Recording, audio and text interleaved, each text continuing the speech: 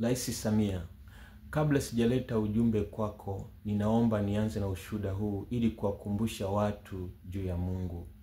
Ni ushuhuda wa kweli kabisa, maana hata huyo mhusika pia bado yuko hai na mpaka muda huu yuko Dar es Salaam. Kwa hiyo ni ushuhuda wa kweli. Ni kwamba mwaka 2010 nikiwa kidato cha 4 shule ya sekondari Ipalamasa iliyoko wilayani Chato mkoa wa Geita, nilipitia changamoto katika utumishi wangu. Maana mimi nimeanza kumtumikia Mungu nikiwa bado mdogo sana, kupitia maono niliyoyaona waziwazi na ndoto niliyoonyeshwa juu ya siku za mwisho. Ikanipa mzigo wa kuanza kumtumikia Mungu. Na kupitia huo mzigo baba yangu akaokoka kupitia ndoto, maana nilikuwa namuombea sana baada ya kumuona kwenye huo moto, kwenye hiyo ndoto niliyoota. Na mpaka sasa baba yangu ni mtumishi wa Mungu kupitia hiyo ndoto aliyoiota pia. Mimi nilipoota ndoto nikamwombea kwa mzigo, yeye akaota ndoto inayomuita kutoka kwenye uovu. Akamwamini Mungu na mpaka leo ni mtumishi wa Mungu. Sasa huo mwaka 2010 nilipitia changamoto kutoka kwa ndugu yangu wa tumbo moja. Ninaomba nimtaje pia jina, anaitwa Chazi Malaba, maana mimi ni Musa Malaba. Huyo ndugu yangu nilimkemea juu ya mambo aliyokuwa anafanya yasiyomfaa Mungu. Sasa badala ya kwamba atubu na kubadilika, yeye akanichukia. Na kwa sababu mimi ni mdogo akapanga anipige. Sasa mimi nikiwa sijui hili wala lile, siku amepanga kunipiga ndo siku ambao mimi nilikuwa nimepanga kuwa na maombi ya siku 3. Na nilikuwa nimepanga hayo maombi nitafanyia kwa mwinjilisti ambaye alikuwa na Kabu Selesele. Huyo mwinjilisti anaitwa mwinjilisti Kengele. Basi mimi niliamka asubuhi na mapema, nikafanya ibada ya asubuhi pale nyumbani. Sasa nikaamua kuondoka. Kumbe alikuwa amepanga kwamba nikiondoka tu hivi atatangulia mbele yangu ili anipige. Basi bahati mbaya au nzuri ni kwamba baada ya mimi kuondoka, yeye akaagizwa kwenda shambani kuvuna mahindi. Na baadaye ndani yake akasikia kwamba nitamshughulikia baadaye. Basi akiwa kule shambani anavuna mahindi, na nami sasa nikiwa nimeshaenda kule kwenye maombi Buseresere, mara akashangaa ninamtokea. Nikatokea kwake. Akaniona kabisa, yani kwa live. Na nilipofika kwake nikamwambia, Chazi, piga magoti nikuombee. Sijajua kilichokuwepo, ila anasema kwamba yeye akapiga magoti. Nikamwambia fumba macho, akafumba macho. Alipofumba macho hakuweza kufumbua tena. Macho yalivimba, yakaanza kutoa machozi. Na akataka sasa afumbue ili aniangalie, hakuweza. Akaanza kupapasa, hakuniona. Kumbuka wakati huo mimi sipo pale. Yani niko kijiji kingine kabisa, umbali kama wa kilomita 5 hivi au 10. Basi akaanza kulia, akaanza kukimbia, anafumbua macho kwa mbali, anakimbia naenda nyumbani. Anasema kwamba hata hakujua ni namna gani alifika nyumbani, ila alipofika kwenye njia ya kuingia nyumbani ndo angalau akaona vizuri, alafu akajikuta ameanguka. Na walikuwepo wazazi wangu, baba yangu ambaye mpaka sasa ni mtumishi wa Mungu, na mama yangu pia. Akawa analia tu, wanamuuliza nini, anasema Musa. Basi kwa ufupi ni kwamba kupitia hilo tukio kaka yangu akaokoka na akaamua kufunga siku 3 kavu ili Mungu ambadilishe kutoka kwenye tabia zake. Alipomaliza hizo siku 3 za maombi, Mungu akaanza kumtumia kwenye utumishi. Akasikia wito wa kumtumikia Mungu, na Mungu akaanza kumtumia kwa miujiza kuliko hata mimi. Japo baadaye alikuja kuanguka tena kwenye dhambi na huo utumishi ukakoma. Ingawa na sasa hivi anamjua Mungu, lakini hana ile udhihirisho wa nguvu za Mungu kama mwanzo.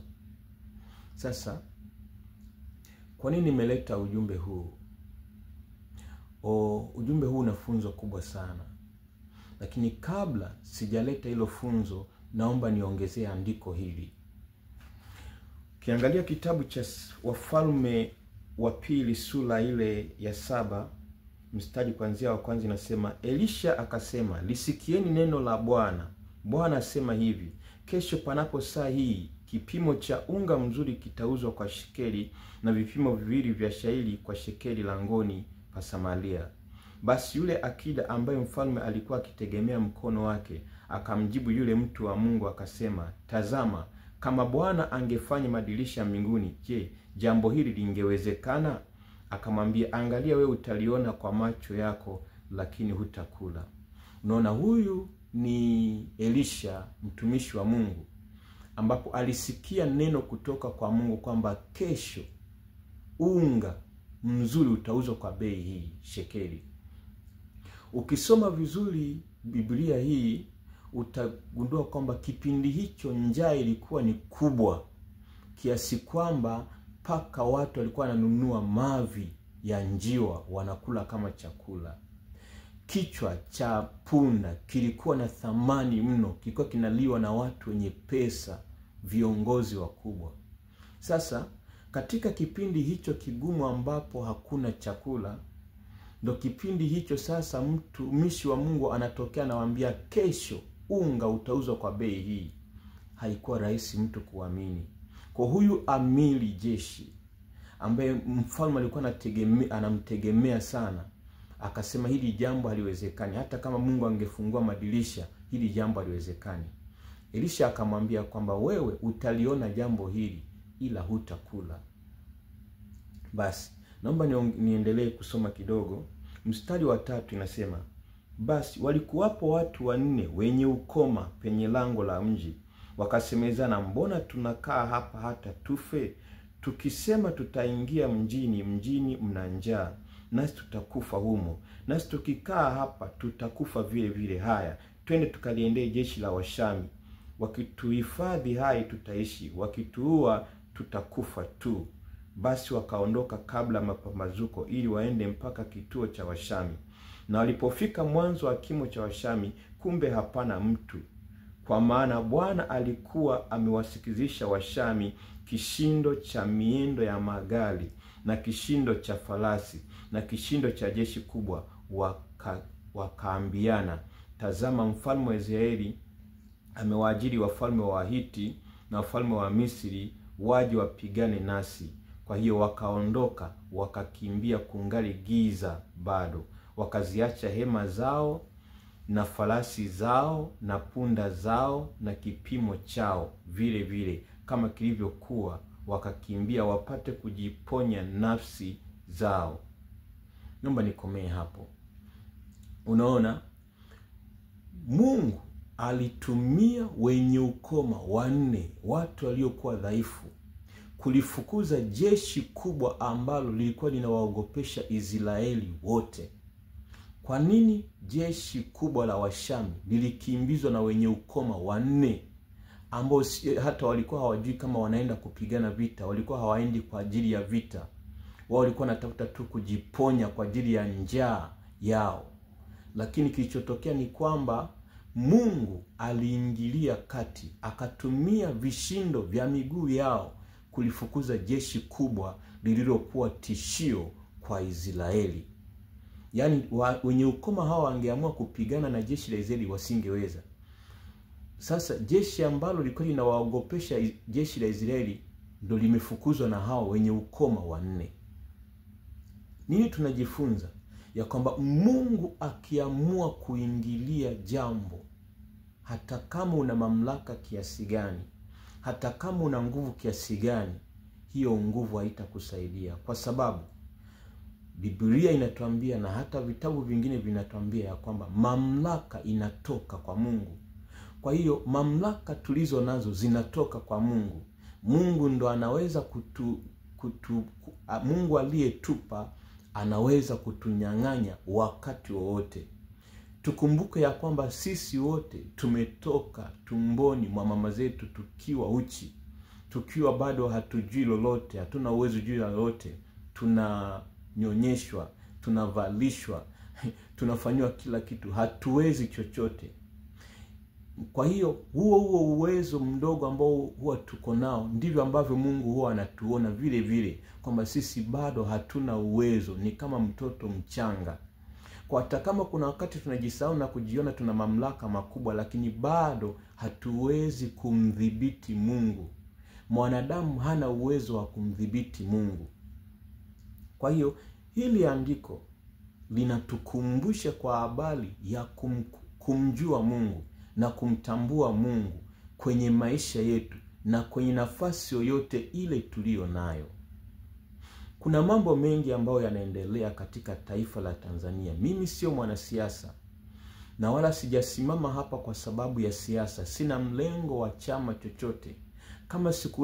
Kama niliacha kushabikia mpira kwa ajili ya utumishi, ninawezaje kushabikia siasa? Nipo hapa kwa sababu ya haki ya kimungu ambayo inanyang'anywa kwa watu ambao wanaonekana hawana uwezo, ila Mungu anatambua thamani yao. Watu wanaotekwa, watu wanaopotea, watumishi wa Mungu wanaokimbia makanisa yao, roho za watu zinapotea kwa sababu watumishi hawana nafasi ya kuchunga au makanisa yamefungiwa. Ujumbe huu ni wa upendo kwako. Mungu anakupenda. Nitangulia kwenye jumbe zangu tangu ambazo nimeanza kuongea tarehe 1 mwezi wa 10 2025. Ule ujumbe wangu wa tarehe 10 mwezi wa 10 2025 nilikumbusha kwa habari ya kwamba Mungu ana upendo. Kabla hajamwadhibu mtu, kabla hajamhukumu mtu, huwa anamletea kwanza ujumbe ili kumrejesha kwenye toba. Nilielezea ile andiko la Isaya sura ya 1 mstari wa 18 inasema, haya njoni tusemezane, asema Bwana, dhambi zenu zijapokuwa nyekundu, imeendelea, kama bendera, zitakuwa nyeupe kama sufu. Lakini pia Ezekiel 33 mstari wa 14 inasema kwamba Mungu hapendi kifo cha mwenye dhambi. Kwa hiyo nini? Mungu kabla hajamwadhibu mtu anamuita kwanza kwenye meza ya mazungumzo, kwenye toba. Lakini akikaidi ndipo ambapo Mungu hujidhihirisha ili wanadamu wajue kwamba yeye yuko juu ya mamlaka yote. Ndicho ambacho tumekuwa tukisoma hata kwenye historia za Biblia, kwenye historia kupitia Biblia, maandiko matakatifu. Walikuwepo akina Nebukadneza waliotisha dunia yote, lakini walipomsahau Mungu na kushindwa kutambua kwamba yeye Mungu yuko juu ya vyote, Mungu aliwashusha. Nebukadneza alipelekwa nyikani, akawa anakula majani kama wanyama kwa muda wa miaka 7. Hayo yote ili kumfundisha mwanadamu ya kwamba yeye hayuko juu ya mamlaka ya kimungu, wala hawezi kuwa na mamlaka juu ya mwanadamu na kufanya anavyotaka kinyume na Mungu. Mamlaka yetu bado ina limiti. Mamlaka yetu bado ina limiti. Ndio maana wote tunakufa. Hata kama una mamlaka bado utaonja mauti. Hii inatufundisha kwamba hatuwezi kuwa juu ya Mungu. Sasa naomba niongezee andiko hili kabla sijaweza kuhitimisha. Ukiangalia kitabu cha Matendo ya Mitume sura ya 12, ukianzia mstari wa 1 inasema, panapo majira yale yale Herode mfalme akanyosha mikono yake kuwatenda mabaya baadhi ya watu wa kanisa. Herode aliamua kuwashughulikia watu waliokuwa wanamkiri Yesu kuwa ni Bwana na Mwokozi wa maisha na ni mwana wa Mungu. Akamchukua Yakobo akamuua. Basi watu wengine wakasapoti kuuawa kwa Yakobo, Wayahudi. Sasa alipoona Wayahudi wanafurahia kufa, kuuawa kwa Yakobo, akajua kumbe hili jambo ni zuri kwa watu, kwa Wayahudi linawafurahisha. Akaongeza akamkamata Petro, na alikuwa amepanga naye atamtoa amuue. Sasa kanisa likaamua kwamba hapana, wakaamua kusimama na Mungu kwenye maombi. Nitasoma hilo andiko. Mstari wa 5 unasema, basi Petro akalindwa gerezani, nalo kanisa likamwomba Mungu kwa juhudi kwa ajili yake. Hata wakati Herode alipotaka kumtoa usiku ule ule, Petro alikuwa analala katikati ya askari wawili, amefungwa minyororo miwili. Walinzi mbele ya mlango wakailinda gereza. Mara malaika wa Bwana akasimama karibu naye, nuru ikamulika mle chumbani, akampiga Petro bavuni, akamwambia akisema, ondoka upesi. Minyororo yake ikamwanguka mikononi. Unaona, huyu Petro alifungwa gerezani. Na kanisa, kabla kanisa lijaamua kuomba, mambo yote yalikuwa yanaenda vizuri kwa Herode. Kila mipango yake ilikuwa inafanikiwa. Lakini kanisa lilipokumbuka mamlaka ya kimungu lilionayo, na kwamba kupitia maombi kuna mamlaka Mungu amewapa kupitia jina la Yesu, wakaamua kuomba kwa bidii. Ndipo Mungu, cha kwanza Mungu alichofanya ni kumtoa mtumishi wake Petro. Cha pili Mungu alichofanya ni kuwashughulikia askari waliokuwa wanapokea oda kutoka kwa Herode, kuwashughulikia watumishi wa Mungu wasio na hatia. Naomba nisome hilo andiko. Mstari wa 18, hata kulipopambazuka askari wakaingiwa na fadhaa nyingi. Amekuwaje Petro? Na Herode alipomtafuta asimone, aliwauliza wale walinzi, akaamuru wauawe. Kisha akatemkia huko Uyahudi kwenda Kaisaria, akakaa huko. Unaona, wale askari waliokuwa wanapokea oda za kuua hawa watumishi wa Mungu, Mungu akatumia, yani waovu kwa waovu wakashughulikiana wao kwa wao. Yani Herode ambaye alikuwa anawatumia hawa askari, ndio huyo akawashughulikia askari wakauawa. Ni tunajifunza mwisho wa wabaya ni mbaya. Mwisho wa wabaya ni mbaya, wakauawa. Lakini yeye akajijua, kwa sababu yuko top, yuko kwenye mamlaka, akajijua yeye bado ni mwamba. Lakini mstari wa 20 tunaona Mungu kumbe bado alikuwa anamlia target.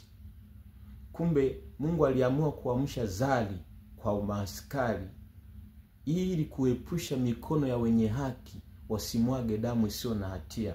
Akaamua kutumia mikono ya muovu kuwashughulikia waovu, ili mikono ya wenye haki ibaki haina hatia. Kumbe alikuwa hajaishia hapo tu Mungu. Mstari wa 20 nasema, naye Herode alikuwa amewakasirikia sana watu wa Tiro na Sidoni, wakamwendea kwa nia moja, wakiisha kufanya urafiki na Blasto mwenye kukitunza chumba cha mfalme cha kulalia. Wakataka amani, kwa maana nchi yao ilipata riziki pa nchi ya mfalme.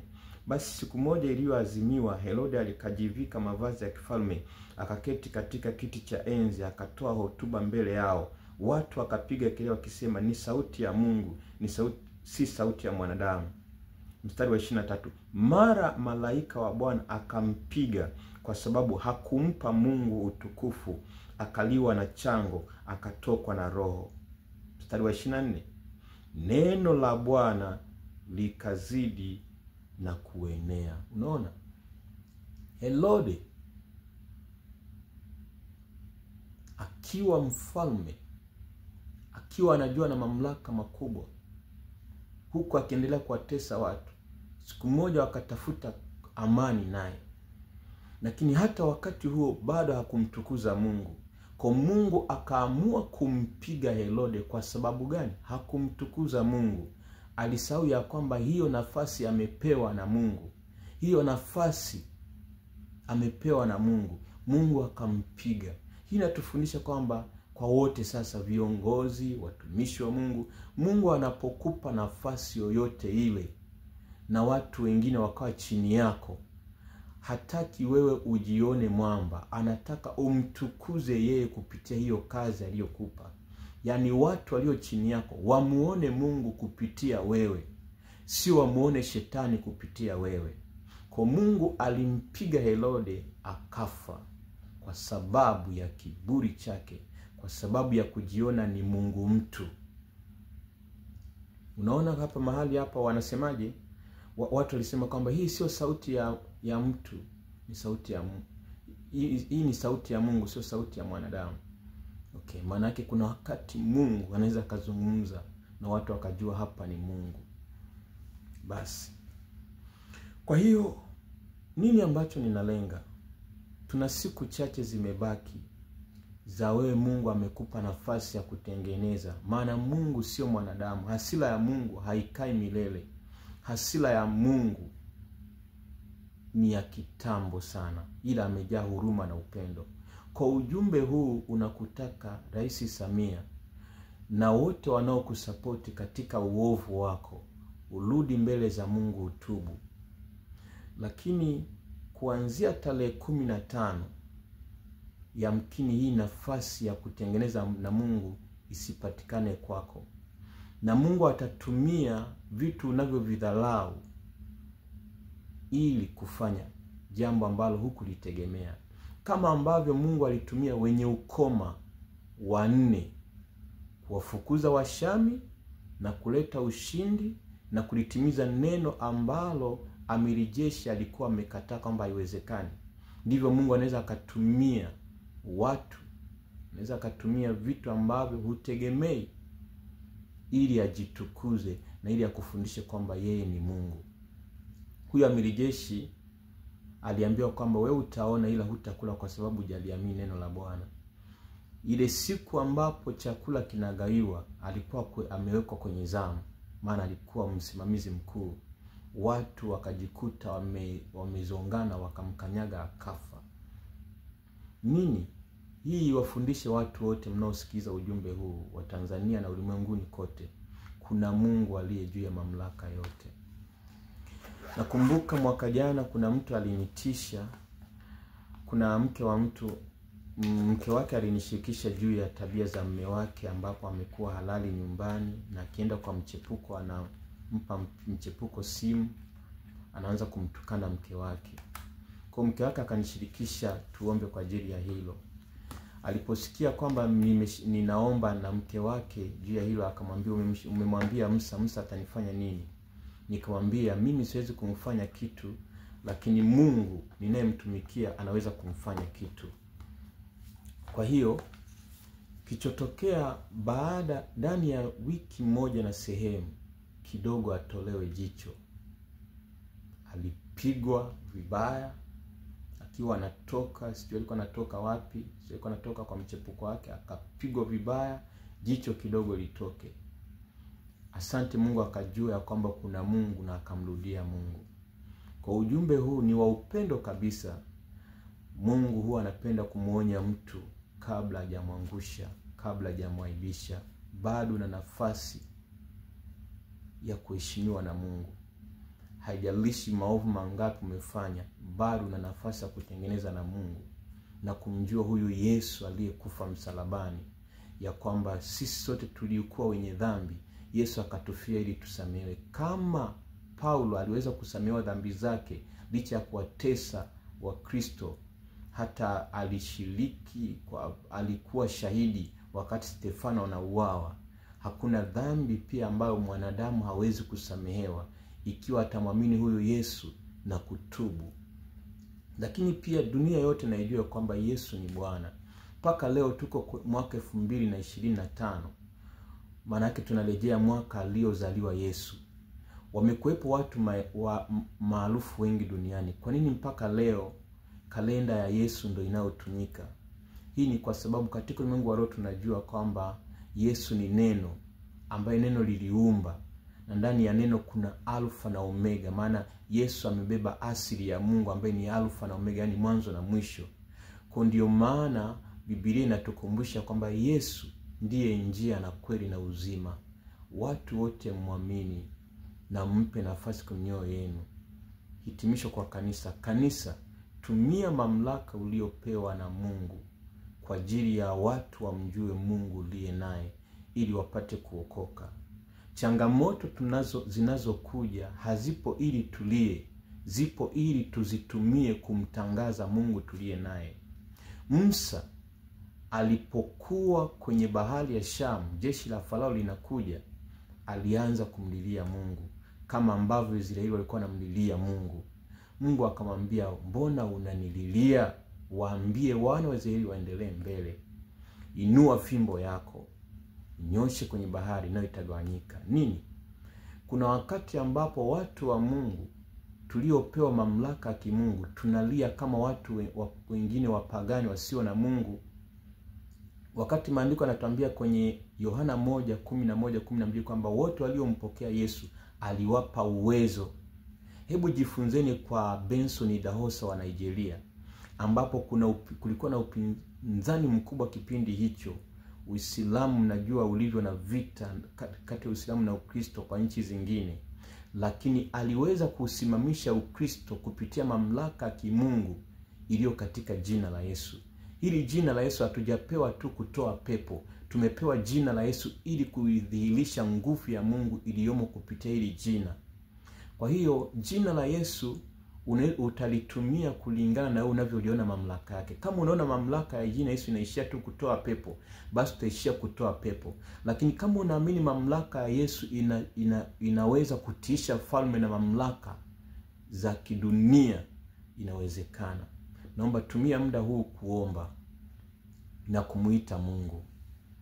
Ninaomba nihitimishe kwa maombi, na tunajua Mungu wetu atashinda. Ninawashangaa watu ambao wanamjua Mungu na wanajiita ni Wakristo, lakini wanasimama wanahamasisha zaidi maandamano kuliko kuhamasisha zaidi watu kumtafuta Mungu, watu kumlilia Mungu. Kumbuka, Mungu anasimamia haki. Mtasoma kwenye kitabu cha Ezekieli 18, anasema kama mwenye haki akiitumainia haki yake akatenda uovu, haki yake haitamwokoa. Kwa hiyo nini? Wale ambao mnapanga kuandamana, kwenda kuchoma, kupiga watu, maana yake mnashiriki uovu wa waovu.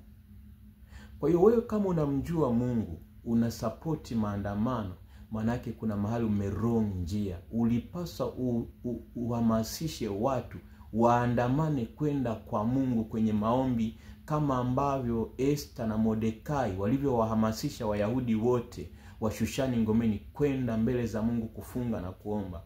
Maaskofu, mapadiri, wachungaji, hamasisheni watu kwenda kuomba, kufunga na kuomba ili Mungu atukuzwe. Ni kweli maandamano yanaweza kutupa haki, lakini hayawezi kumtukuza Mungu.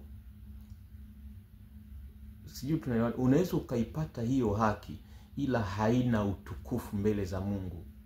Na chochote ambacho hakina utukufu mbele za Mungu, shetani lazima akitumie. Kwa hayo maandamano yanaweza kuleta sura mpya ya Tanzania ambayo itakuwa na machafuko milele. Maana watu watakadiria kwamba njia ya kudai haki ni kuandamana. Kwa hii roho isipandwe. Mimi nimeamua kuandamana na Mungu. Maandamano yangu ni kwa Mungu. Na nyinyi kuna wengine mnapanga maandamano yenu itakuwa tarehe 29 mwezi wa 10 2025. Lakini mimi nimeamua kuandamana na Mungu. Kuandamana na Mungu tangu hiyo tarehe 1 mwezi wa 10, tangu zamani, tangu muda mrefu imepita. Maana tangu 2021 nilipopewa maono, ndoto juu ya Tanzania na juu ya uamsho, nilisimama na Mungu. Kwa mimi maandamano yangu mbele za Mungu yataisha tarehe 28 mwezi wa 10 2025. Alafu na waachia hao wanaotaka kuandamana kibinadamu, lakini najua Mungu naye mtumikia atakuwa ameshajibu tayari. Naomba nihitimishe kwa maombi mafupi, maana simu yangu inanipa limit ya dakika za kurekodi. Mungu uliye hai, Baba wa neema na Mungu wa utukufu, ninasimama mbele zako wakati huu na sahihi. Asante kwa neno na ujumbe huu ambao umenipa kwa ajili ya Rais Samia na kwa ajili ya Watanzania wote, ya kwamba unatuita twende mbele zako katika maombi.